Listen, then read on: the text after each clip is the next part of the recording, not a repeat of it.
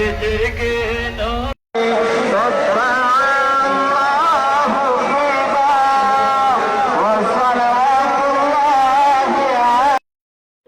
পবিত্র 12 রবিউল আউয়াল। আজকে এই দিনে হযরত মুহাম্মদ মুস্তাফা সাল্লাল্লাহু আলাইহি ওয়াসাল্লাম তাজদারে মদিনা হুজুরে পাক নূর সাল্লাল্লাহু আলাইহি ওয়াসাল্লাম আজকে এই দুনিয়ার মধ্যে আগমন করেছিলেন।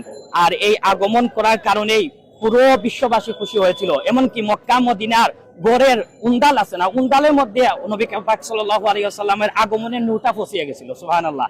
এর কারণে আল্লাহ পাক রব্বুল আলামিনের দুনিয়ার জমিনের মধ্যে যত মাখলুকাত সব খুশি হইলা, শুধু একজন বাকি আল্লাহ শয়তান। আর এই দিনও যারা খুশি না হইয়া বেজার হইতা তারা ও কাতারা শয়তানের অন্তর্ভুক্ত।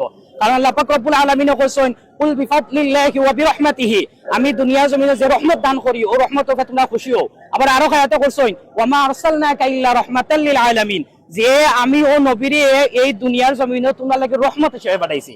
আর আমরা যদি কোনো আল্লাহ কয় যে আমার কোন রহমত আমার কোন রিজিক পাইয়া যদি তোমরা শুকরিয়া আদায় করো না, তে তোমরা নাফরমান। আমরা নবী লেখা দুনিয়ার জমিনে সবচাইতে বড় অবদান আমরা লাগি। আর এই অবদান পাইয়া যদি আমরা শুকরিয়া আদায় না করি তাহলে আমরা নাফরমানের কথা যাইমু কি। আল্লাহ পাক রব্বুল আলামিন আমরা বুঝ দান করুকা।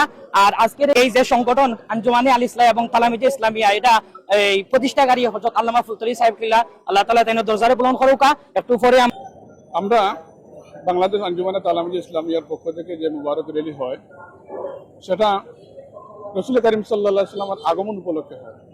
আর রাসূল করিম সাল্লাল্লাহু আলাইহি সাল্লামের আগমনকে সুন্নি যারা আছেন, যারা সুন্নি দাবি করেন, এই আগমনকে খুশি হিসাবে জাহির করেন।